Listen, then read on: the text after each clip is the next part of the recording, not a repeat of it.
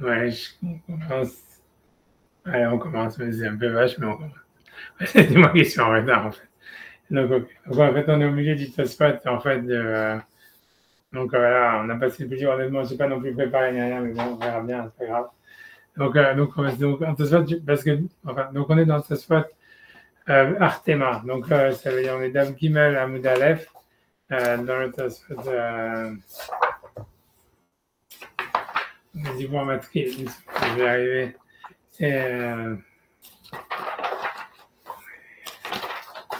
C'est Gezerah, donc toujours la même façon de Gezerah.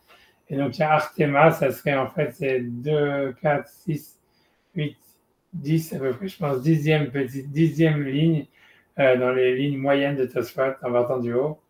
Le troisième mot de la ligne, ça serait Artema, cependant c'est étonnant. Donc après que Tosfot, donc il avait expliqué pourquoi est-ce que en fait il y aurait des fois, il y aurait déjà un problème de mouxé avec les fruits qui tombent, pourquoi des fois non. Voilà. Ah non, je croyais que c'était. Je croyais que c'était là. Tu vois, ça veut dire pourquoi des fois non. En tous les cas, ça veut dire. Donc, ok, donc après, voilà, après avoir dit ça, après avoir expliqué pourquoi des fois on n'aura pas peur qu'il aille les cueillir, si c'est des fruits qui sont, que c'est difficile à aller les cueillir, on n'avait peur que quelqu'un il va oublier. Donc, bizarrement, il va poser la question qui était le principal, c'est de dire, en fait, puisque Yom Tov, on a le droit, en fait, de préparer à manger, tout ce qui est lié au Ochel Nefesh, ça veut dire tout ce qui est lié à la nourriture, à quelque chose qui est nécessaire, on va dire, on va dire, pour la journée. Parce que Ochel Nefesh, c'est pas simplement la nourriture, en fait, c'est tout ce qui est, c'est tout ce que les gens, ils prennent normalement, ils font d'une manière générale, quoi. Comme par exemple, tu vois, comme, je sais pas, le seul exemple qui me vient dans la tête, c'est quand l'Agma, elle va dire, à l'époque de l'Agma, si l'Agma, elle pense que se laver, ça veut dire se laver tout le corps, c'est pas Ochel Nefesh, parce que la plupart des gens, à leur époque d'Agma, ils se lavent pas tous les jours. Mais par contre, tu vois, ça veut dire, par contre, voilà, se laver le visage et les mains et les pieds, c'est Ochel Nefesh, parce que les gens, ils faisaient ça tous les jours.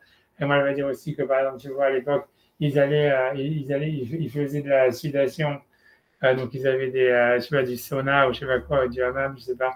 Dans tous les cas, ils faisaient tous les jours. Donc ça, c'est au Khel Nefesh. Donc d'allumer un feu, d'allumer normalement, mais d'après la halakha normalement, ça veut dire faire chauffer de l'eau, d'après la halakha, pour montrer comment les choses ont changé, quoi. Ça veut dire, mais c'est rien pour donner des exemples de qu'est-ce que c'est au Khel Nefesh. C'est-à-dire qu'à l'époque de la Gemara, donc faire chauffer de l'eau pour prendre un bain, c'est pas considéré au Khel Nefesh parce que les gens ne savaient pas tous les jours. Mais chauffer des braises pour faire chauffer un hammam ou un sauna, c'était au Khel Nefesh parce que je le faisais tous les jours. Tu vois, donc, et tu vois ce que je veux dire, donc, mais ce que je veux dire, c'est qu'au Khel Nefesh, donc c'est pas, tout ça c'est pour simplement dire qu'au Khel Nefesh, c'est pas lié à la nourriture uniquement. C'est en fait, je sais pas comment traduire ça en français aujourd'hui. Ça veut dire c'est quelque chose qui est que les gens ils font d'une manière quotidienne, quoi. C'est les activités qu'on fait d'une manière quotidienne. Tu vois, un truc comme ça. En tous les cas, ça inclut a priori la nourriture. Et donc, c'est ça la question de Tosfot. La question de Tosfot, c'est donc l'Artema. Donc, je vois passer de Artema. Il dit Artema, c'est vraiment c'est étonnant. Maïshema Yale Veitlosh. Pourquoi ici, donc, on aurait interdit le Yom Tov, donc, de prendre les fruits qui sont tombés de l'arbre, parce qu'on a peur qu'il va monter pour les cueillir. Donc, Artema Maïshema Yale Veitlosh. Afilu Lechatrila Mutar Litlosh. Voilà, même les Khatrila, on aurait le droit d'aller cueillir les arbres, les fruits pendant Yom Tov. Dia Ochel Nefesh Mutar, puisque en fait, il y a marqué clairement dans la Torah que tout ce qui est Ochel Nefesh, la traduction littérale, c'est la nourriture pour l'âme, c'est permis. Donc, comment ça se fait qu'il y a un problème? Il veut quand même cacher les Kaman, et c'est difficile aussi plus loin dans la Gemara, même pas dans la Gemara, c'est une Mishnah qui dit En Sadin Dagin Minadibarim, c'est-à-dire que le Yom Tov, on n'a pas le droit de chasser des poissons, des vivarim, ça veut dire, je ne sais pas comment expliquer, d'un réservoir, d'un aquarium. Ça veut dire qu'on n'a pas le droit donc de prendre, de pêcher des poissons d'un aquarium. Yom Tov, Yom Tov. Et pourquoi c'est interdit de pêcher des poissons d'un aquarium Yom Tov? Ve'amai, Ochel Nefesh. C'est Ochel Nefesh. Donc, pourquoi c'est interdit? Voilà. Ok, donc il dit Ben Lomar, il ne faut pas dire d'école d'avar shiachol la asot merev Yom Tov, que toute chose qu'il aurait pu faire depuis la veille de Yom Tov à Assour. Asoto Yom Tov, c'est interdit de le faire Yom Tov, Asmo. Kilo Itavid le Mehav Yom Tov, s'il n'a pas fait depuis la veille de Yom Tov. Ça veut dire, qu'est-ce que c'est la raison? Ça veut dire, ce que la Torah a permis au Chal Nefesh, ça serait que les choses qu'on n'aurait pas pu faire la veille. Et donc, ça veut dire ici, cueillir les fruits des arbres, qu'on aurait pu le faire la veille, choses comme ça. Et c'est loin qui arrive. Donc voilà, une seconde, donc, j'avance quand même. Donc, ça veut dire, on a commencé il y a 2 minutes. Et donc, on est dans le Tosfot. Alors, on est dans le Tosfot, page 3a, Gimel Amud Aleph. Et donc, toujours le même Tosfot qui s'appelle Gezerah. Et en fait, on est vers la fin du Tosfot maintenant. Donc, on est encore une fois dans les lignes du milieu du Tosfot. 10e ligne en partant du bas, je pense. J'ai bien calculé la dernière fois. Peut-être 11, je ne suis pas sûr. Non, 10e ligne en partant du bas. Artema, donc 3e mot. Et donc, donc il pose une question, il dit Artema. Donc, je vais dire à l'oral, je répète à l'oral la question de Tosfot, c'est une question très simple et très fondamentale. C'est grosso modo, c'est que on va voir dans tout le traité de Betsar, comme quoi, en fait, par exemple, on ne peut pas pêcher des poissons Yom Tov. Voilà, on ne peut pas pêcher des poissons Yom Tov. Ici, la Gemara, elle nous dit qu'on ne peut pas, ça veut dire cueillir des fruits Yom Tov. La question, elle est de savoir pourquoi. Du fait que la Torah, elle a explicitement dit que tout ce qui était pour manger, c'était permis Yom Tov. Voilà, c'est la question. Il en a entendu, mais je sais pas. Si vous avez entendu, c'est parce que je n'avais pas les écouteurs, mais bon, je sais pas. Bon, en tous les cas, donc c'est bon, vous avez entendu. Ok, donc ça veut dire, voilà, donc c'est pourquoi la question est de savoir, du fait que la Torah a explicitement dit que tout ce qui est pour la nourriture, c'est permis Yom Tov, pourquoi est-ce qu'on n'aurait pas le droit de cueillir des pommes le Yom Tov ou de chasser des poissons Yom Tov? Ensuite, donc la première théorie que Tosfot il veut dire, mais Tosfot il repousse ça, il voulait dire ici que Yom Tov, ce qu'on nous permet en fait de faire pour la nourriture, c'est uniquement les choses qu'on n'aurait pas pu faire la veille. Ce qui est en soi même déjà très difficile à définir, quoi. Je veux dire, si tu veux, je sais pas, tu vas faire tu veux cuire du poisson, tu vois, tu aurais pu le cuire hier, je sais pas. Tout, en fait, tu pouvais faire la veille. On voit bien Shabbat que, en fait, personne ne meurt de faim à Shabbat, et alors que tout a été fait depuis la veille. Donc, je veux dire ça, donc je sais pas exactement, mais la fois, tu veux dire ça. Donc, il dit, donc je comprends. Donc, là où on est vers En Lomar. Donc, je sais pas si vous avez, pour situer ça aussi dans le dossier normal, je vais dire, voilà, où est-ce qu'on en est. Je vais essayer de dire En Lomar, c'est où? C'est, 2 secondes. En Lomar, donc En Lomar, c'est 2, 4, 6, 8 lignes avant la fin, dans les 8 lignes en partant du bas, dans les lignes moyennes de Tosfot, et c'est les 2 derniers mots de la ligne. Donc, c'est une qui se termine de En Lomar, et il n'y a pas lieu de dire. En Lomar, et il n'y a pas lieu de dire d'école d'avar chez Achol la Asot Berev Yom Tov, que toute chose qu'il aurait pu faire depuis la veille de Yom Tov, Asmo la Asoto Yom Tov, ça serait interdit de le faire Yom Tov, Asmo lui-même, Kilo est avid le Merev Yom Tov si on ne l'a pas fait depuis la veille de Yom Tov. Pourquoi? Dea Amrinan, puisqu'on dit plus loin, Hu Velo Marchirav, ça veut dire qu'on va dire que quand donc on apprend du verset que les choses qui sont pour Chal Nefesh, ça vous le ferez, c'est ce que le verset dit. Ou levado yaselachem. Ceci uniquement, vous le ferez pour vous. Donc le mot hu, il est en trop évidemment. Ceci vous ferez pour vous, ça sera permis. Donc c'est a priori c'est exclusif. Le hu, c'est simplement ce qui est fait pour la nourriture. Donc la Gemara déduit de là hu velo marchirav. Ça veut dire on peut faire ce qui est lié à la nourriture pendant Yom Tov, mais on ne peut pas faire les choses qui sont secondaires, qui sont, on va dire, marchir, c'est quelque chose qui permettrait de le faire. Voilà, comme il va lui-même donner des exemples. Puis rouge, ça veut dire ce que là on apprend de cette rachat, c'est Ochel Nefesh, ça veut dire on peut cuisiner Yom Tov, mais l'eau marchira, mais on ne peut pas faire ce qui est préalable à la cuisine, Kegon, comme par exemple les takench food, ça veut dire préparer un grill pour mettre sur le barbecue, c'est-à-dire tu ne peux pas faire le grill pendant Yom Tov, quoi. Mais c'est ça, Rabbi Yehuda Omer, Rabbi Yehuda a dit Lachem, l'école sort Kechem. Donc Rabbi Yehuda lui fait une rachat encore là-bas du passage, puisqu'il est marqué Ou levado yase Lachem, ceci uniquement, ça sera fait pour vous. Lachem, l'école sort Kechem, c'est-à-dire pour vous, pour tous vos besoins. Mais Ou levado, et ce que le verset dit, ça uniquement, et c'est avec les 100 marchirines, ça vient interdire donc ce qui est préalable à la cuisine, comme on dit préparer un grill par exemple, faire un four ou des choses comme ça. Chez Efshar, les Taknan Merev Yom Tov, qu'on aurait pu faire depuis la veille de Yom Tov. Donc, je traduis, je finis la phrase de Sfot. Alma Dafka Bemarchirin, donc c'est uniquement en ce qui concerne les choses qui sont préalables à la nourriture. Yesh Kiluk, on fait une distinction. Ben Efshar, la Soto Merev Yom Tov, entre les choses qu'on aurait pu faire depuis la veille de Yom Tov, ou Ben Efshar, et sur les choses qu'on ne pouvait pas faire la veille de Yom Tov. Aval Bochel Nefesh, mais en ce qui concerne la nourriture elle-même, la cuisine elle-même, Kula Alma Modou, tout le monde est d'accord. La Philo Efshar, la Sotan Merev Yom Tov, que même ce qu'on aurait pu faire la veille de Yom Tov, Mouda la Soto Yom Tov, on a le droit de le faire pendant Yom Tov.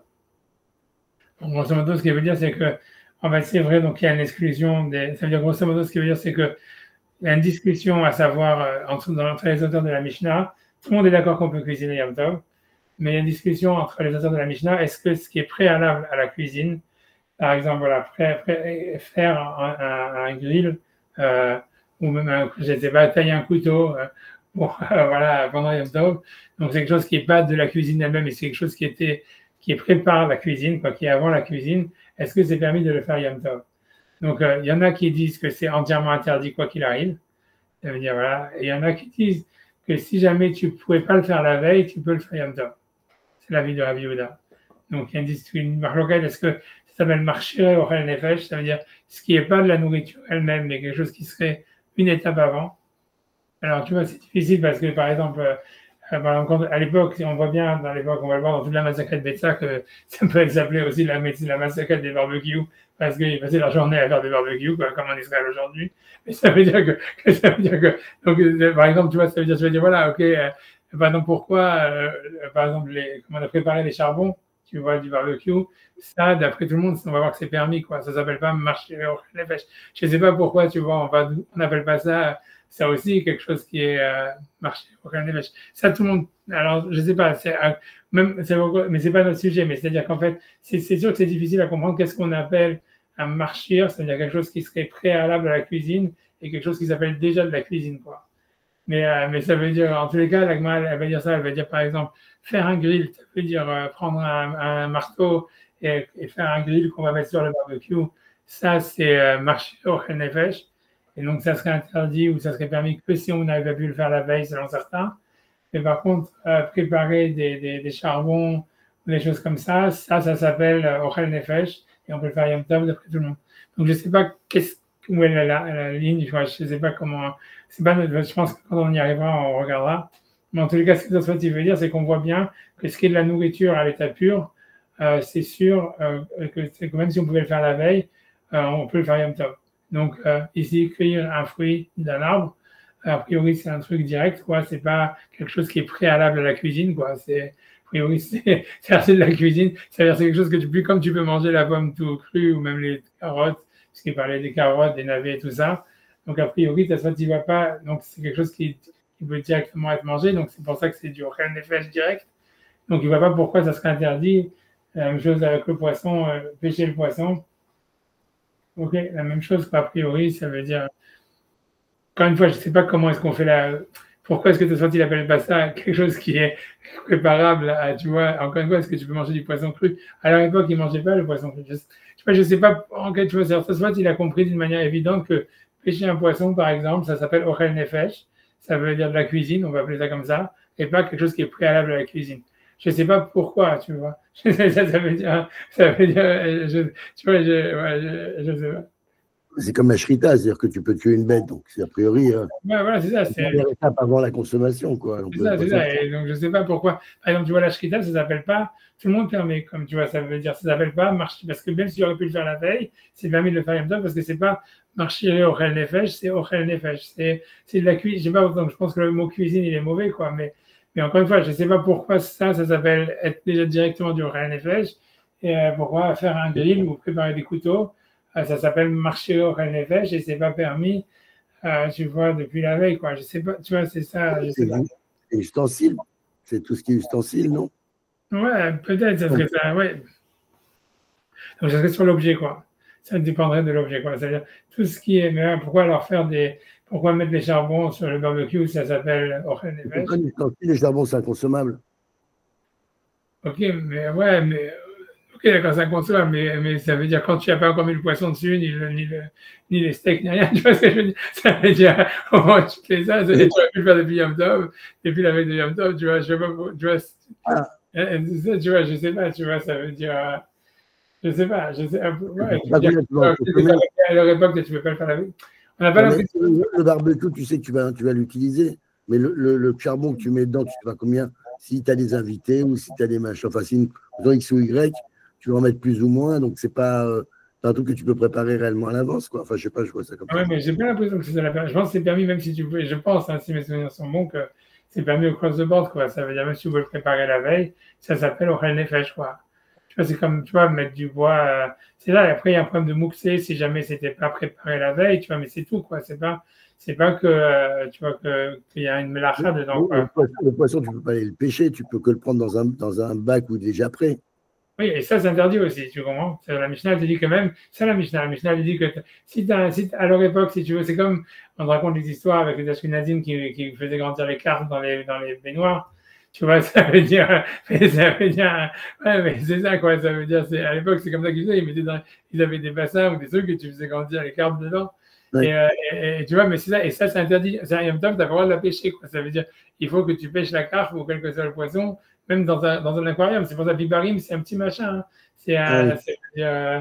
Même ça veut dire, ça s'appelle, parce que ça s'appelle marcher au Nefesh. Tu vois, c'est quoi la différence entre ça et faire la shrita, quoi? Pêcher un poisson dans un aquarium, ça, c'est marcher au Nefesh. Et faire la shrita d'un animal, d'un bœuf ou quelque chose comme ça c'est au Nefesh, quoi. C'est bizarre, c'est bizarre. Je sais pas, tu vois, c'est pour ça que c'est vrai que la mlacha n'est pas la même, tu vois, c'est-à-dire que dans Shrita, c'est les Shrita, et dans pêcher les poissons, c'est chasser, tu vois. Donc, c'est clair que chasser, c'est plus loin que la Shrita, quoi. C'est sûr que chasser, on ne permet pas, même sur un autre animal, quoi. Tu as le droit d'aller chasser, Yom Tov, tu vois, si tu n'as pas un animal, déjà, tu peux lui faire la Shrita, mais tu ne peux pas le chasser. Mais tu vois, mais la question, c'est, tu vois, c'est où tu vas mettre, tu vois, c'est pas clair, tu vois. Parce que voilà, moi, je ne sais pas exactement. Non, c'est pas le sujet, en fait, du Tosfot, quoi. Parce que la question de Tosfot, c'est de dire simplement, puisque Ochel Nefesh c'est permis, donc, en fait, et donc, il est d'accord que Marchirim, ça veut dire des choses qui ne sont pas considérées comme directement Ochel Nefesh. Maintenant, qu'est-ce qui définit ça? Tu vois, on peut dire que c'est l'objet, comme tu dis. A priori, si on dit que, voilà, par exemple, les couteaux, les machins, tout ça, c'est pas l'objet que tu vas manger. Ça veut dire que tu arrives à t'en sortir de 80% des questions, mais ça veut dire, voilà, après ça, tu vois, mais ça veut dire, de toute façon, dans tous les cas, il veut dire que chasser, ça veut dire pêcher les poissons dans l'aquarium. Ça se fait, il demande pourquoi c'est interdit. Ça serait aucun effet. Voilà. Mais voilà. Voilà, mais ça veut dire faire des couteaux, arranger des couteaux, c'est marcher aucun effet. Comme je l'ai dit aussi, on va prendre plein de choses, tu vois, comme moudre du poivre. C'est considéré comme marcher aucun effet, c'est pour ça qu'on ne le fait pas. Tu vois, c'est très bizarre. Hein. Tu vois, ça veut dire, tu vois, j'en sais rien. Tu vois, ok, en tout cas, tout ça, tu poses la question. À part ça, donc, il ne s'interroge pas sur savoir c'est quoi la définition entre Ochel Nefesh et marcher Ochel Nefesh, mais il dit quoi qu'il arrive, s'il y a une distinction entre les choses que tu aurais pu faire la veille, c'est que, en ce qui concerne la catégorie qu'on appelle marcher Ochel Nefesh. Mais Ochel Nefesh tout seul, tout le monde est d'accord qu'on peut le faire, même si on aurait pu le faire la veille de Yom Tov. Donc, ça répond. Donc, la question est de savoir pourquoi donc cueillir des pommes sur un arbre, comme ici, ou aller pêcher des poissons dans un aquarium, pourquoi ça serait interdit alors que c'est la nourriture pour rien les pêches. Donc, il dit, donc, je comprends, c'est pas la peine que je relise, donc c'est bon, dans les mots, c'est clair. Donc, il dit Ve'el Shomrim, donc, lui, il veut dire qu'il y en a qui veulent dire qu'en ce qui concerne, ça va répondre uniquement les poissons. Donc, il dit en ce qui concerne les poissons, pourquoi est-ce qu'on ne pourrait pas pêcher des poissons dans l'aquarium donc ça ne marche pas pour la baignoire, mais Eshamrim de Belekar En Sadin, c'est pourquoi est-ce qu'on ne peut pas aller pêcher des poissons pendant Yom Tov, alors qu'on est dans un bibar. Un bibar, normalement, c'est un petit machin, c'est un petit réservoir. Shema Yatsud Dagim Tmeim, du beurre qui va, en fait, il va pêcher des poissons non cachers, chez Nam Tzorer, et ça, c'est pas le Tzorer Yom Tov. Grosso modo, ça veut dire, à leur époque, même si tu avais un petit réservoir où tu vas faire grandir, je sais pas, des carpes ou des poissons cachers ou des sardines, en fait, tu vas toujours avoir des petits poissons non cachers qui servent d'ailleurs de nourriture aux poissons cachers. Tu vois, ça veut dire qu'ils risquent de se mélanger là-bas, puisque si tu veux, même si tu les as pas mis, en fait, ils grandissent là-bas. Ça veut dire, voilà, parce qu'en fait, ils étaient, en fait, des fois, mélangés, tu les as pas vus, quoi. Ils étaient même, je sais pas, parce que, je sais pas, des trucs très bizarres chez les poissons, quoi. Il semblerait, tu vois, qu'un poisson cachère peut avoir avalé un poisson non cachère alors qu'il est encore vivant, et puis il va le relâcher, et puis après, il va pulluler, et tu te retrouves avec des poissons non cachers, tu vois, dans ton truc. Voilà, donc ça veut dire, c'est ce que ça veut dire. Donc, ça, tu veux dire, en fait, qu'on a peur que tu vas pêcher des poissons non cachers, et donc tu auras fait une avéra pour rien, quoi. Et ça, c'est interdit Yom Tov. Donc, c'est pour ça qu'on te dit, il faut pêcher les poissons, même d'un bibar, ça veut dire d'un petit réservoir, tu dois le pêcher avant Yom Tov. Ok, mais ça ne répond pas à l'histoire de cueillir des pommes. Voilà, quand même, bon, peut-être, ok. Parce qu'il y a pas mal de roses, je ne sais pas. En tout cas, ok, je nomme les soirs. Mais même Tosfot, il va dire, Tosfot, il va aller contre cette réponse, parce qu'il dit Vélo Neira, et ce n'est pas clair. Déa Kol Amlachot, j'imagine Kol Yud Melachot. Je ne sais pas, Kol aussi, je vais avoir une faute chez moi dans mon truc. Kol. Des Have, pardon, des Mken Have, pardon. Des Mken Have, parce que ceci est. C'est-à-dire, s'il pêche des poissons non cachers par erreur, sûrement avec le poisson cacher, puisque tu vois, tu prends une petite écuelle et puis hop, tu attrapes ce que ça attrape. Avec melacha chez Natsricha les Goufa. Donc ça s'appellerait une melacha chez Natsricha les Goufa, puisque tu n'es pas intéressé par le poisson non cacher.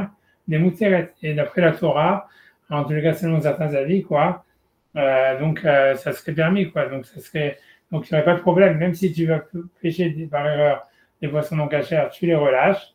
Et n'aura pas transgressé l'interdit de la Torah, puisque l'interdit de la Torah, c'est de pêcher quelque chose parce que tu es intéressé à le capturer.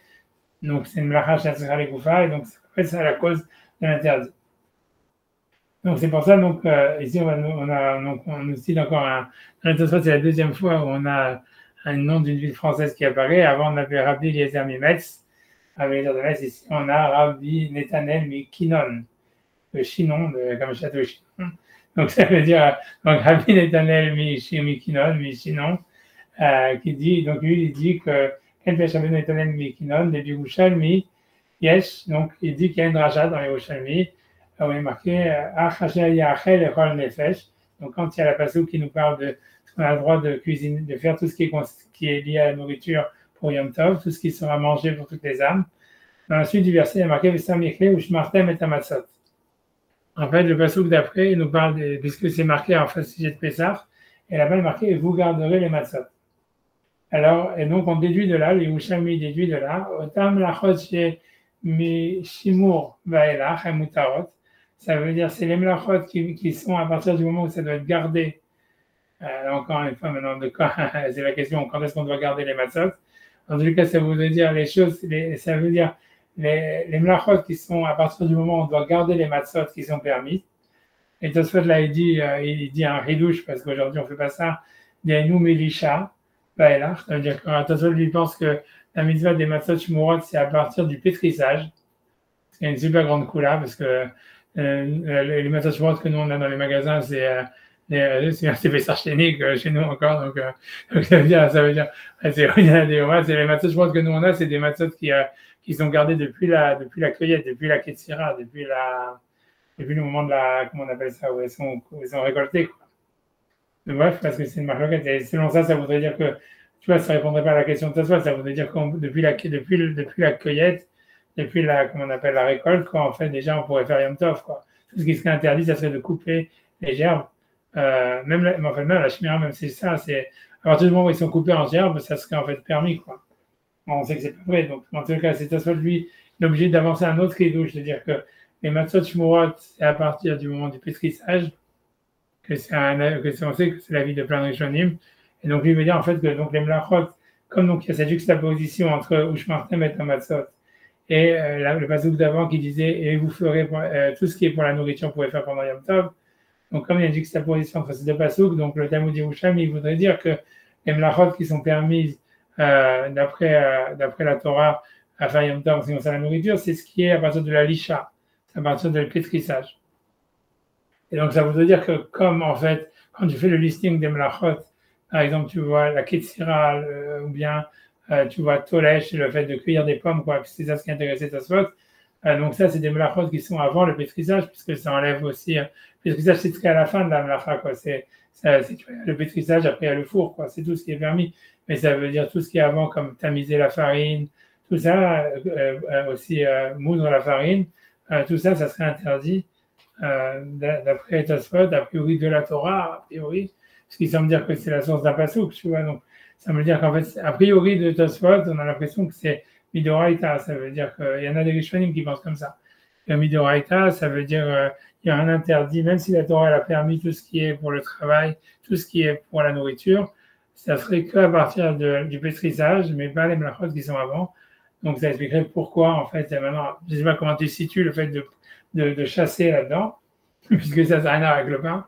Mais genre, j'imagine que ça veut dire, j'en sais rien, tu vois, parce que c'est un autre, tu vois, dans les melachot Shabbat, si tu veux, chasser, tout ça, tanner, tout ça, c'est un autre, tu vois, puisque dans les melachot Shabbat, il y a tout ce qui est lié avec le pain, et ça commence, tu vois, avec le fait de kotser, ça commence avec planter, tu vois, même labourer, planter, jusqu'à ce que tu arrives à mettre dans le four. Et ça, donc, ça te fait, je sais pas, une dizaine de melachot.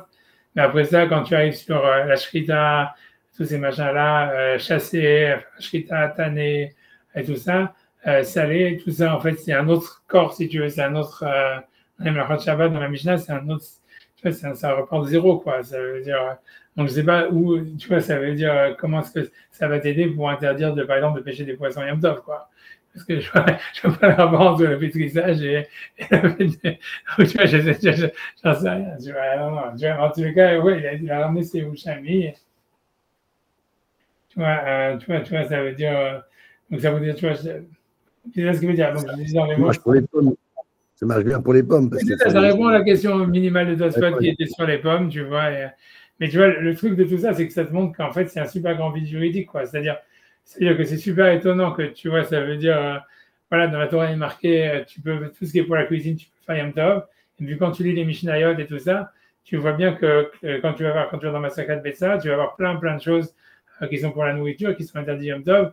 Et par exemple, aussi, voilà, cueillir des pommes, aller chasser des poissons dans un truc, mais il y en a plein, tu vois, dans toutes les Mishnayot de Betsa, c'est que des trucs comme ça, et tu te demandes mais pourquoi c'est interdit, et même Tosfot, tu vois, il n'est pas capable de se donner une source claire, tu vois. Il t'explique pas si c'est de la Torah, si c'est d'ordre rabbinique, si c'est trucs. Tu vois, la vraie question, c'est pourquoi, ça, c'est la Gemara qui aurait dû poser ces questions-là, tu vois, c'est pas Tosfot. Et tu vois, et en fait, Tosfot, il est obligé d'inventer parce que, en fait, il n'y a pas vraiment de source, tu vois, de clair dans le Talmud Bavli pour expliquer ça, alors que c'est un problème évident, quoi. C'est-à-dire, tu vois, la Gemara, ici, dans le début de la Maseret, elle te prend comme un truc évident qu'on n'a pas le droit d'aller cueillir des fruits Yom Tov. Et Tosfot, il dit, mais pourquoi? C'est marqué dans la Torah, tout ce qui est pour la nourriture, tu peux faire. Et il est obligé d'inventer, tu vois. Et ça me dit, pourquoi, tu vois, c'est pourquoi la Gemara n'a pas posé cette question. C'est surtout ça qui est étonnant, tu vois. Tu vois, ça veut dire, tu vois, ça aurait dû être marqué quelque part, quoi. Ou dans une Mishnah même, tu vois. C'est pas. Tu vois, ça veut dire, tu vois, donc, tu vois, en tout cas, voilà. Donc, en tout cas, voilà, je finis, je relis ça à partir du Rabbeinu Netanel Mikinon. Il y a quel PH Rabbeinu Netanel Mikinon, donc en tous les cas, il a expliqué Rabbeinu Netanel de Kinon, de Chinon, des Yerushalmi, dans Yerushalmi, cependant, ce que vous allez manger pour toutes vos âmes, donc vous ferez le Yom Tov. Mais ça m'éclaire. Ensuite, le verset d'après, il dit, Ushmartem et Matzot, et vous garderez les Matzot. Et donc, on apprendrait Otam Melachot, toutes les Melachot, Shemishimur Ve'elach, ça veut dire qu'on a besoin de faire la Shmira pour les Matzot, et ce qui est en soi pas défini. Comme je vous dis, ça soit il va juste jeter la pétrissage, mais tu vois, c'est son avis. Il y a des autres qui disent non, nous on est Mahmir aujourd'hui d'avoir une Shmira depuis le moment de la récolte, donc ça enlèverait complètement la réponse, tu vois. Mais ça veut dire, ça, tu vois, ils ne prouvent pas d'où est-ce que c'est à partir. Tu vois, il dit Shemishimur Ve'elach, et Mutarot, ça veut dire les mlachot qu'on peut, ça veut dire qu'ils sont à partir du moment où on doit garder les matzot, ça c'est permis. Et c'est quoi, à partir de quand on doit garder les matzot, ça se fait c'est à partir du moment du pétrissage et plus haut. Mais d'où tu sors ça, ça se fait, on ne sait rien. Tu vois, ça veut dire, tu vois, c'est tout. Les mlachot qui seront avant le pétrissage, elles seraient donc interdites. Vod et Yerushalmi. Après ça, il dit qu'il y a dans Yerushalmi, a priori là-bas aussi. Yesh miut acher. Il y a encore une autre exclusion qui viendrait exclure certains travaux qui sont pour la nourriture, même le Yom Tov, parce que le verset dit Ach. Tu vois, puisqu'on a vu, le verset disait Ach Asher Yachel, seulement ce qui est pour la nourriture, pour toute âme, etc. Donc, le Ach, c'est-à-dire le seulement, il est en trop, il vient donc exclure. Et donc, ça vient exclure quoi, des mlachot. Et là-bas, le Roucham me dit Shilo Liksor, qu'il ne faut pas récolter. Tu ne peux pas récolter Yom Tov. Mais bon, ça, voilà. Donc, ça, c'est Tosfot, voilà. Donc, bref, donc j'avance. Voilà. J'aurais peut-être dû regarder plus. Sérieux, je sais pas, je vois un peu, j'en sais rien. Voilà, ça c'est le. Ce qui est étonnant en tous les cas, c'est qu'il n'y a pas plus de documentation que ça sur ce sujet. Je vois dans le Mishnah Berurah, ça reste après ça. A priori, tout le monde apprend. Ça veut dire la plupart des décisionnaires, quand tu regardes dans le Mishnah Berurah, etc., ils disent que tout ça c'est d'ordre rabbinique. En réalité, d'après la Torah, il a raison que tous les mlachot qui sont faits pour ça veut dire pour la nourriture sont permises, mais que c'est que d'ordre rabbinique en fait qu'on aurait interdit les mlachot de peur qu'il va le faire plus que ce qu'il a besoin pour Yom Tov. Maintenant, tu vois, ça ne marche pas avec la Gemara chez nous, puisque la Gemara dit qu'on ne fait pas un décret pour un décret, et on aurait interdit les fruits qui sont tombés chez Yom Tov de peur qu'il aille cueillir, et si même cueillir, c'est un décret, donc on n'aurait pas fait un décret pour ça. Donc c'est pour ça que Rachid a besoin de dire que c'est de Oraïta. Alors tu vois, bref, il y a de quoi. Tu peux t'en sortir en disant que le décret il a été fait pour Shabbat, et que le Shabbat c'est de Oraïta, et qu'après ils ont mis à Yom Tov aussi, tu vois, un truc comme ça. Bref, tu vois, bref. Mais bon, voilà, donc j'avance, tu vois, donc j'avance. Ok, donc maintenant, ok. Donc on a vu 3 théories pour expliquer encore une fois pourquoi un œuf qui est tombé, qui est pondu Yom Tov, il est interdit. Soit ça serait à cause de Mouksé ou Nolad, l'autre avis, ça serait à cause de Achana de Rabat, c'est que la nourriture qu'on mange Yom Tov, il faut qu'elle puisse être préparée depuis la veille, et qu'on aurait fait un décret à cause d'un Shabbat qui tombe après Yom Tov ou vice-versa, puisque la préparation elle doit être faite un jour de semaine, un jour normal. Troisième chose qu'on a vue, c'est que ça serait un décret à cause que c'est comme un fruit qui tombe de l'arbre. Un fruit qui tombe de l'arbre, il est interdit pendant Yom Tov, de peur qu'il va aller cueillir de l'arbre pendant Yom Tov. Et maintenant, on va faire une 4e théorie, ça va être la dernière, n'ayez pas peur. Donc, c'est Rabbi Yitzhak Amar. Donc, Rabbi Yitzhak, il a dit, donc, pourquoi est-ce que un œuf qui est pondu Yom Tov, il serait interdit? Gezerah, Mishum Mashkin, chez Zavou. C'est un décret à cause des jus qui ont coulé. Grosso modo, donc, ça veut dire encore une fois pour expliquer l'histoire, c'est que donc, d'après la Torah, a priori, encore une fois, a priori, on parle de Yom Tov. Maintenant, ça serait interdit Yom Tov de presser des fruits pour faire des jus de fruits, parce que bien que c'est Ochel Nefesh, ça serait aussi quelque chose qui est avant la mlacha je sais pas, de pétrir. Et que ça n'a rien à voir, ça veut dire, encore une fois, dans les mlachot, si tu regardes presser des fruits, ça vient c'est ce qu'on apprendrait de Mefarek, que c'est en fait, si tu veux, ça rentre, cette mlacha, elle est ni dans le travail du pain, ni dans le travail qui est pour la viande, mais c'est dans le fait de faire des habits. Parce qu'il y a un troisième, si tu veux, il y a dans les 39, tu vois, tu as des grands corps de mlachot, et le troisième grand corps, c'est dans les habits, puisqu'avant, si tu veux, il pressait le sang du chilazon, qui était un poisson qui avait un sang bleu, ou je sais pas quoi, et donc pour faire le techelet. Et donc, c'est là où on apprend qu'on ne peut pas presser un fruit ou des choses comme ça pour prendre le jus. Donc, je ne sais pas tu vois, pourquoi ça serait interdit Yom Tov, j'en sais rien. En tous les cas, elle semble take it for granted. Tu vois qu'on n'a pas le droit de presser des fruits Yom Tov. Je ne sais pas si, je pense que, je sais pas si on le fait aujourd'hui, je ne sais pas, je n'ai jamais fait attention. Je ne sais pas si on peut faire des jus de fruits Yom Tov. Je ne sais pas. J'en sais rien. Tu vois. Non, parce que presser du citron sur un poisson, ça c'est tout le monde permet. Ça ne veut pas que tout le monde permet, ça veut dire parce que l'interdit de presser des jus de fruits, c'est que si tu veux faire du liquide. Donc ça veut dire c'est si tu presses même Shabbat, tu vois, ça veut dire à part le Magen Avraham, tu vois, la plupart des décisionnaires ils permettent de presser du poisson, de presser du citron sur du poisson pendant Shabbat ou pendant Yom Tov. Ça veut dire parce que même Shabbat, parce qu'en fait c'est l'idée que pour transgresser l'interdit de presser, c'est transformer un solide en liquide. Et comme en fait, si tu presses un liquide sur un solide, c'est-à-dire sur le réceptacle, donc c'est comme si tu n'as pas fait la mlacha. Donc, c'est interdit de faire des jus Shabbat Yom Tov. Si ça existe Yom Tov, je ne suis pas sûr, mais a priori, disons que oui, puisque la Gemara semble dire que oui, et que ça a l'air d'une évidence. Tu vois, ça veut dire que ça serait interdit de faire vraiment un jus d'orange. C'est-à-dire, tu prends le jus et tu verses dans un verre, et là c'est l'interdit même Shabbat. Ça, ce que Shabbat interdit quoi? C'est-à-dire faire du jus de citron, le mettre le jus de citron dans un verre, et ensuite le verser sur du poisson ou de la salade, c'est interdit, tu vois, parce que là, tu l'as mis dans le verre. Mais si tu presses le citron directement sur la salade, c'est permis. Donc, presser le citron directement sur le poisson. C'est-à-dire, sauf selon le Magen Abraham, qui est interdit pour des raisons XY. Bref, parce que, bref. Parce que je comprendrais bien que c'est Nogué à cette souga, mais je vais pas.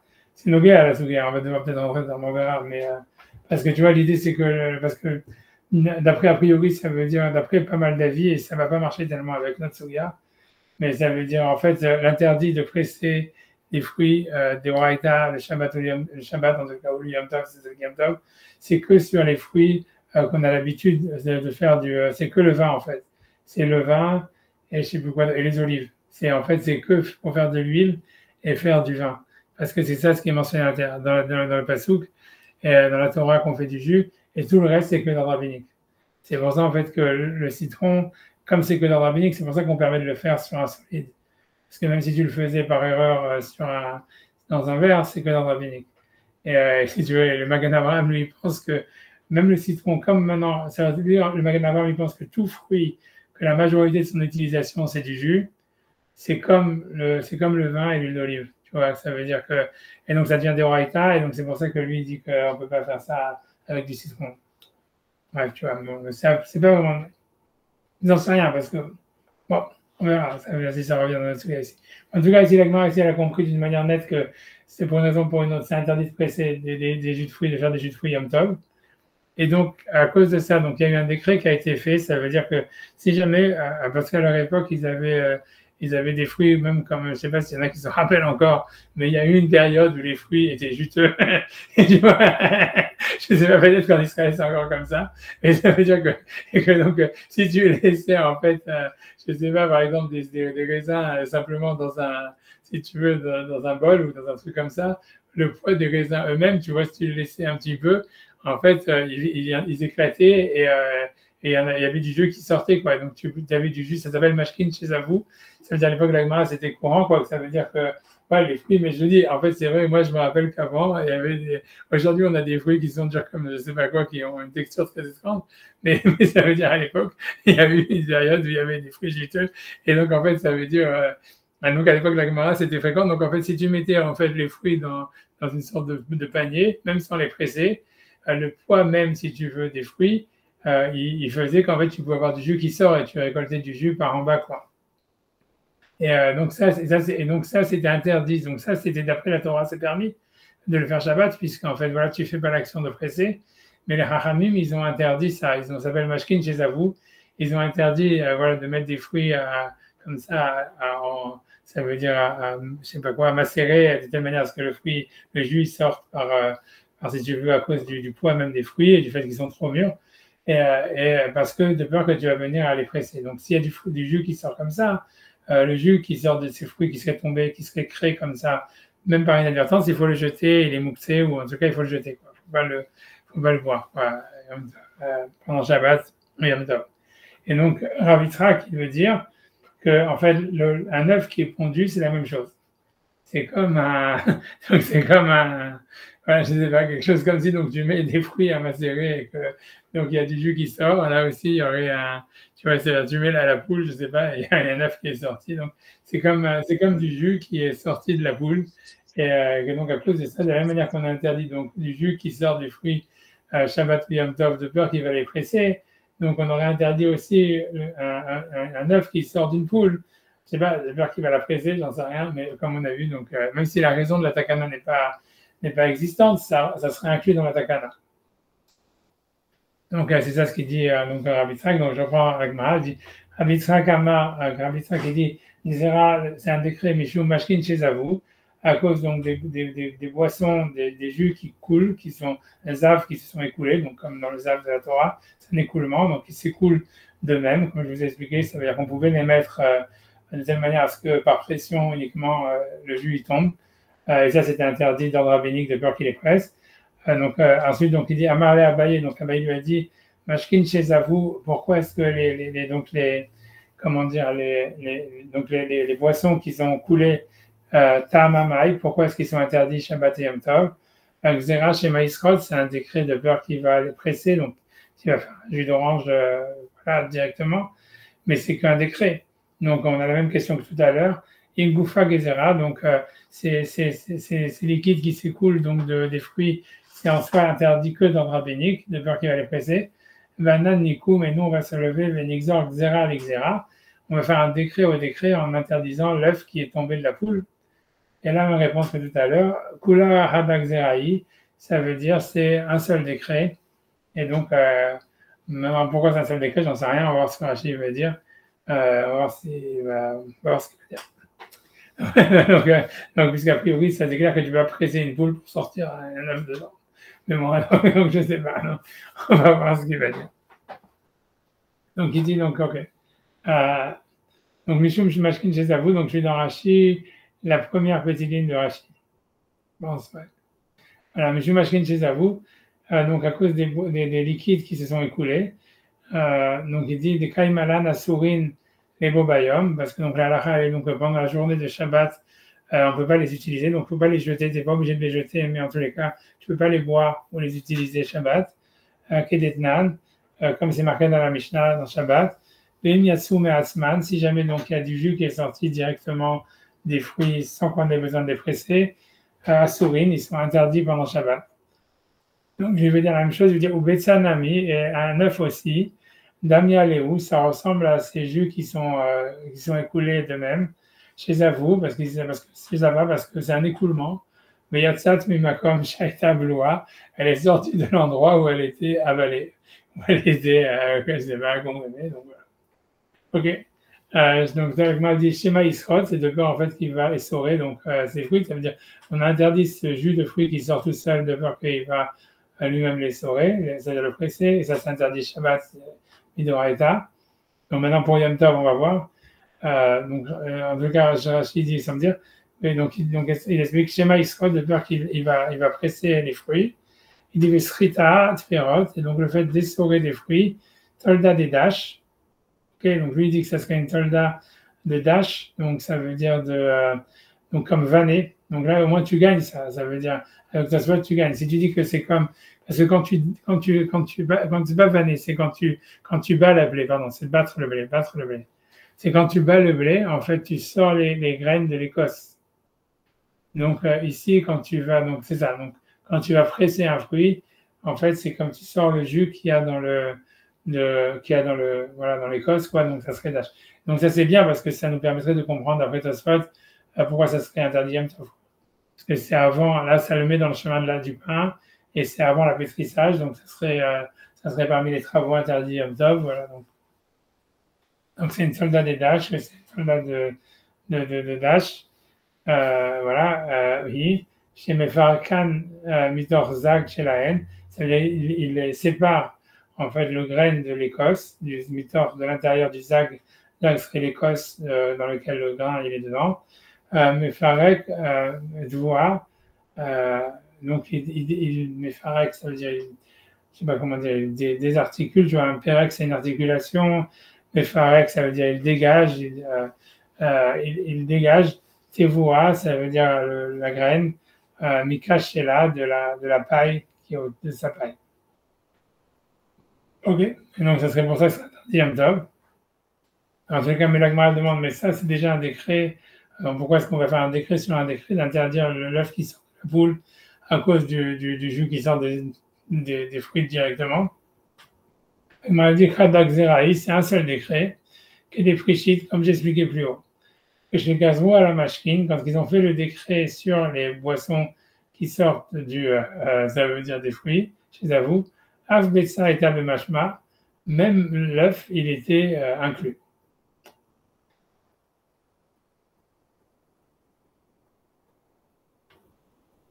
Je sais pas, tu vois, ça veut dire là, c'est vraiment. Ça veut dire parce que avant, tu vois, Rachid, si tu vois, dans la Rachid, quand il avait expliqué ça en ce qui concerne les fruits qui tombent de l'arbre, il avait donné une raison. Tu vois, si tu regardes dans Rachid, quand c'est la dernière grande ligne de Rachid, quoi, en haut, quoi, enfin, la grande ligne d'en haut, il dit, quand il avait dit au miou, tu vois, ça veut dire Birkal, au milieu de la ligne, tu vois, il est marqué au miou, Birkal, Xerat Rachamim Aïta, ça veut dire que l'œuf, il était inclus dans le décret des sages. Il dit pourquoi? She'af et peri anosher. Parce que l'œuf, c'est comme un fruit qui tombe. Tu vois, donc, ok, au moins il a donné, je sais pas, ça veut dire, ok, tu peux dire c'est la même terminologie, c'est un fruit qui tombe.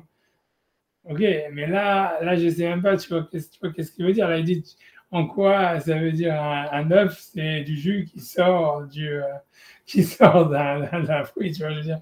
Là, c'est beaucoup plus difficile, tu vois, encore une fois. Je sais pas ce que ça veut dire, tu vois. Ça veut dire, on a l'impression qu'il veut dire, parce que lui, Rachi, il veut dire, ça dépend de la terminologie. C'est que quand ils ont fait un décret, ils ont fait un décret sur un texte. Et lui, il avait, tu vois, parce qu'il dit Af Bemashma, ça veut dire, et on a l'impression et ce qu'il avait dit avant, moi, ça faisait sens, ça voulait dire, voilà, un œuf, ça peut être comme un fruit. Je comprends qu'on puisse appeler un œuf qui tombe un fruit qui tombe. Parce que tu vois, ça ressemble, tu vois, ça peut s'appeler un fruit, quoi. C'est le fruit de la poule. Tu vois, tu vas dire, ça me paraît pas étonnant, mais là, quelle terminologie tu vas entre un jus de fruits et un œuf? Tu vois, ça veut dire en quoi ça peut rentrer même. Tu vois, dans quel mot ça parle de. Tu vois, mashkin chez Zavou, c'est des liquides qui sont coulés. C'est ça la traduction des mots. Donc, regarde, des mashkin chez Zavou, en quoi un œuf, ça va être un liquide qui coule? Peut-être qu'à l'intérieur, c'est liquide. Ok? Parce que nous, on pense toujours aux œufs cuits, quoi, en fait, c'est pour ça, mais. Tu vois, Non, mais parce que ça parle de lui. Je pense qu'il parle, je veux dire, ça coule de soi-même. C'est-à-dire que dans les fruits, c'est sans intervention extérieure, le fruit il va couler, quoi. Il dit la poule aussi, elle va pondre sans intervention extérieure. ouais, mais comment dire, tu vois, que c'est la même. L'idée, c'est pourquoi c'est la même décret, tu vois. Parce qu'il dit c'est Bémachma, c'est-à-dire on a l'impression. Lui, à chaque fois, moi je dis, on a l'impression que pour lui, ça fait sens avec plein de passages, que quand il faisait un décret sur un texte, et donc, tu vois, c'est si ça rentre dans le texte, alors ça rentre dans le décret. Tu vois, un truc comme ça. Et avec le fruit et l'œuf, je comprends, tu vois, parce que ce qu'il a dit, ça s'appelle aussi, tu vois, c'est ce qu'il dit, Altacha, Fipri, Anosha. C'est aussi un fruit qui tombe. Je sais pas, moi, ouais, je sais pas, la seule manière de dire, c'est un œuf, c'est liquide, quoi. Il faut dire ça, tu vois, c'est à l'intérieur, c'est liquide. Je sais pas, c'est bizarre, tu vois, c'est vraiment bizarre. C'est vraiment bizarre, honnêtement. Je sais pas, comme je n'ai pas préparé, donc je peux pas vous dire, je sais pas, tu vois, mais c'est difficile pour moi, c'est difficile de dire, de comprendre.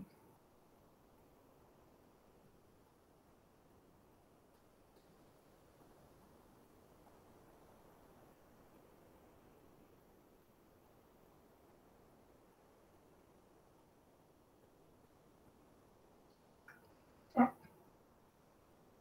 on avance, on avance, on avance un petit peu, on avance. Ce que je dis, je sais pas genre, je sais pas, tu vois, j'ai pas mes. je- Non, j'avance. Et les autres Hachem, j'espère que la semaine prochaine, je pourrai préparer plus. Donc, on avance à la Gemara. Donc, ok. Donc, maintenant, la Gemara va expliquer quel est le point faible entre toutes les théories, quoi. Parce qu'on a 4 théories, encore une fois, pour expliquer pourquoi un œuf qui est bon Yom Tov, il est interdit. Soit parce que c'est Nolad ou Mouxé, truc comme ça, celui qui a Mouxé, il a Nolad, etc. Soit c'est parce qu'en fait, ça doit être préparé la veille. Voilà, toute nourriture qui est mangée Shabbat ou Yom Tov, elle va préparer la veille et ça se prépare un jour de semaine. Or, ici, on parle d'un Yom Tov qui tombe après Shabbat. C'est Rabat. La troisième explication, c'est parce que ça ressemble à un fruit qui est tombé de l'arbre, qui est interdit de ne pas le cueillir. Quatrième explication, parce que ça ressemble à un liquide qui tombe d'un fruit et de voir qui va le presser. Et là aussi, ça serait interdit pour cette raison. OK. Donc, la maladie Kulhu Kerav Nachman Lo Amre. Donc, ça veut dire tous, ils n'ont pas expliqué comme Rav Nachman que ça serait un problème de Mouxé, Kikushian, à cause de notre question. La question, si vous vous souvenez, c'est que selon Rav Nachman, pourquoi la discussion elle est portée sur l'œuf et pas sur la poule. Ça veut dire, l'idée, c'est de dire quoi? Ça veut dire qu'en fait, ça parle d'une poule qui est faite pour pondre. C'est pour ça que ça serait Mouxé a priori. Et donc, en fait, cette poule-là aussi, elle devrait être mouxée. Donc, ça veut dire, quand Beth Hillel, ils interdisent parce que la poule, l'œuf, il n'était pas fait, et c'est une poule d'élevage, et donc ils ne s'attendaient pas à ce que cet œuf soit naisse ou soit de la nourriture. Donc, en fait, c'est la poule déjà qui est mouxée. L'œuf, il est mouxé qu'à cause de la poule. Et selon Beth Shammai, la raison pour laquelle, en fait, l'œuf, il n'est pas mouxé, c'est parce qu'ils considèrent que, même une poule d'élevage, si tu as faim, tu peux la manger. Donc, c'est à cause de ça, en fait, que l'œuf, il n'est pas mouxé, parce que c'est une nourriture, que c'est pas une autre nourriture. Donc, grosso modo, ça veut dire que la principale de la discussion, elle est sur la poule. Ça veut dire, est-ce qu'une poule d'élevage, elle est mouxée ou pas? Que Beth Shammai, ils disent non, parce que si la faim, il peut la manger. Et Beth Hillel, ils disent oui, parce qu'il ne va pas la manger. Et après, l'œuf, ça découle de ça. Donc, en fait, la discussion, elle aurait dû être sur la poule. Donc, ça serait ça, pour ça qu'ils n'ont pas voulu expliquer la discussion de Beth Hillel et Beth Shammai comme étant un point de mouxé uniquement, à cause de la question qu'on a mentionnée plus haut. Ensuite, donc, Tosfot s'est dit, ok. Donc, ensuite, Rabat, donc comme Rabat, donc lui, il avait dit, qu'est-ce qu'il a dit Rabat? Nami lo amré, donc ils n'ont pas dit comme Rabat qui avait dit que c'est un truc de préparation, qu'il faut que la nourriture de Yom Tov ou de Shabbat soit préparée depuis la veille. Donc il dit que Rabat Nami lo amré, donc comme Rabat, ils n'ont pas dit, une seconde, Achana litleu. Ils n'ont pas le principe de Achana, donc ce problème-là, comme quoi la nourriture, elle devrait être préparée depuis la veille. Donc voilà, puisque c'est un chidouche que Rabat, il a pris du verset, et voilà, on ne les mentionne nulle part, donc les auteurs de la Gemara, ils peuvent ne pas être d'accord avec le principe d'une manière générale. Et là, Rav Yosef, Maïta Amal ou Amar Karavitzrak. Donc, Rav Yosef qui a dit que l'interdit de l'œuf, c'est à cause du fait que ça ressemble à des arbres, des fruits qui sont tombés de l'arbre. Pourquoi est-ce qu'il n'a pas dit que c'est interdit? Parce que c'est comme des liquides qui tombent d'un fruit. Donc, il lui répond, moi je pense que cette question, la réponse à mon avis, elle est évidente. Donc Amar Lecha, il va te répondre, Betsa Uchla, ça veut dire l'œuf, c'est une nourriture, ou Perot Uchla, et donc et les fruits qui tombent de l'arbre, c'est aussi de la nourriture, et c'est différent. La fouké et mashkin, ça ne ressemble pas en fait à des boissons, des lavouchla qui sont pas de la nourriture puisqu'ils sont liquides. Donc, grosso modo, ça veut dire qu'un œuf qui tombe d'une poule, ça ressemble plus à un fruit qui tombe de l'arbre qu'à du jus qui sort d'un fruit. Puisque les deux, en fait, c'est des nourritures solides. Et ensuite, il dit Rabitzrak Maïtam Alo Amar Rav Yosef. Cette question, à mon avis, elle est beaucoup plus forte que la précédente. Ça veut dire, pourquoi est-ce qu'il n'a pas dit comme Rav Yosef de dire que c'est interdit parce que ça ressemble à un fruit qui tombe de l'arbre? Parce que c'est quand même plus proche, à mon avis, qu'un liquide qui sort d'un fruit. Donc, Maïtam Alo Amar Rav Yosef. Amalekha Betsabloua. C'est-à-dire, un œuf, en fait, il est avalé. Ça veut dire, il est invisible dans le corps de la poule. Ou mashkin blouin. Et ça ressemble à des liquides qui sont dans le fruit, qui sont absorbés dans le fruit. Et donc, ça ressemble à ça, à la fouké pérote, et ça ne ressemble pas au cas des fruits qui tombent de l'arbre, parce que les fruits qui tombent de l'arbre, ils étaient déjà mégalou et kaimou. Ils étaient déjà, dévoilés depuis le début. Donc a priori, je ne sais pas ce qu'il veut dire par là. Et donc, l'interdit, il est à cause du fait qu'ils sont tombés, comme du fait qu'ils se sont détachés. Or, ici, rien ne s'est détaché, on va dire. C'est comme ça. Donc, ça serait pas, c'est ça. Donc, c'est pour ça que ce serait pas la même raison pour l'interdit, quoi. Ça veut dire que l'interdit qu'il y a dans les œufs, c'est c'est-à-dire dans l'arbre, quand les fruits tombent de l'arbre, il n'y a rien de nouveau, en fait, qui s'est passé. Les fruits, en fait, étaient visibles, l'arbre était visible. Donc, en fait, pourquoi c'est interdit? C'est parce qu'ils se sont détachés. Et après, on n'a pas qu'il va les cueillir, etc. Mais ça veut dire, et donc c'est ça l'acte qui crée le fruit, qui rend le fruit interdit. Et donc, il veut dire ici, dans un arbre, dans un œuf, il n'y a pas vraiment quelque chose qui se détache du corps de la poule. Et donc, il n'y aurait pas de raison d'interdire si ce n'est que, en fait, ça ressemble à un jus qui sort d'un fruit, puisque c'est quelque chose qui était avant, absorbé dans un corps et qui s'en sépare, quoi. Même si c'est solide, quoi. Et oui, c'est ça ce qu'il veut dire. Donc, c'est bon, c'est clair? J'essaie de faire agir sur ça. Donc, une seconde. C'est bon. Kulhu. Donc, Kulhu, ça veut dire tous les avis. Rabat, donc Rachid dit Deoke, Maknitin, Mishumachana, qui a dit que l'interdit de l'œuf, c'est parce qu'il devait être préparé depuis la veille, parce que la nourriture qu'on mange Yom Tov, elle devait être préparée depuis la veille. Rav Yosef, donc, qui a dit que l'interdit, c'est à cause des arbres, des fruits qui tombent de l'arbre, Rav Yitzhak qui a dit que c'est à cause du jus, de Okma, Mishum Gezerah, que tout cela, ils ont dit que c'est interdit à cause d'un décret. Rav Nachman Lo Amre, ça veut dire en tous les cas, les deux derniers qui ont dit que c'est un décret. Rav Nachman Lo Amre, ils n'ont pas voulu dire comme Rav Nachman, Mishum Mukse, que ça soit interdit à cause de Mukse, Kikushian, à cause de la question qu'on a demandé avant, et les Parchinan Leil, comme nous avions objecté plus haut, les flocs Betapayhu, qui devraient discuter et sur l'œuf et sur la poule, puisque la cause du désaccord, c'est la poule, si elle est Mukse ou pas. Après, donc, a dit, celui qui a dit que c'est à cause des fruits qui tombent de l'arbre, pourquoi est-ce qu'il n'a pas dit que c'est à cause des liquides, c'est à cause des liquides qui coulent des fruits? Donc, il a dit parce que mashkin la c'est dit ici, c'est un œuf, c'est une nourriture solide, et les mashkin, donc ça ressemble à des fruits qui tombent de l'arbre et pas à des mashkin, à des boissons qui ne sont pas de la nourriture, qui ne sont pas de la nourriture solide. Donc, il car, c'est pour cela que chez Gazrou al mashkin chez Zavou, parce qu'ils ont fait le décret sur les liquides qui coulent, qui est l'oaita betsam et mashma, donc l'œuf il n'est pas inclus, charé et na mashke, puisque l'œuf c'est pas un liquide. Aval perot anoshkin, mais par contre ça peut être considéré comme un fruit qui tombe, parce que ça ressemble à un fruit, comme je vous avais dit tout à l'heure, tu vois, c'est a priori. C'est pour ça que j'avais du mal à comprendre l'autre avis, quoi. Ça veut dire c'est difficile de faire ressembler un œuf à un liquide. Donc et l'autre avis dit non, ça ressemble pas aux fruits qui tombent de l'arbre. Parce qu'un œuf, il est bloua, ça veut dire il est intégré, il est absorbé. Mais dans un égolette à l'intérieur de la poule, mais ça va la route, c'est comme si jamais il a coulé de l'extérieur. Donc, comme tu dis, tu vois, il n'y a pas de détachement, il n'y a rien qui s'est détaché. C'est quelque chose qui coule, comme tu avais dit, Thierry, que c'est quelque chose qui coule d'une manière naturelle. Et donc, c'est pour ça que ça ressemble à du liquide qui sort d'un fruit. À la fougue pérote, c'est des maglous écrémés, mais ça ne ressemble pas à des fruits qui tombent de l'arbre, puisque les fruits ils sont dévoilés depuis le début. Et car Neshirat avait ça, c'est pour ça que la chute de l'œuf, la Biflam Neshirat Averot, elle n'est pas comparable à la chute des fruits, puisque la chute des fruits, elle se fait avec un détachement. Ça veut dire ce qui s'est passé, c'est que c'est le détachement qui est grave, qui fait qu'il y a un problème et un interdit, alors que dans l'œuf, il a coulé de la poule d'une manière naturelle.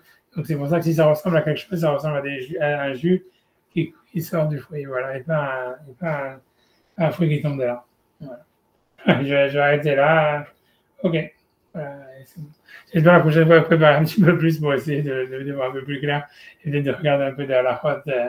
Pour l'instant, à chaque fois je dis ça, et pour l'instant, je n'ai pas vraiment réussi. Mais je vais y arriver. D'accord. Voilà, en tous les cas, merci à vous et que de bonnes choses et bonne nuit. Merci pour la compagnie. Merci pour la compagnie.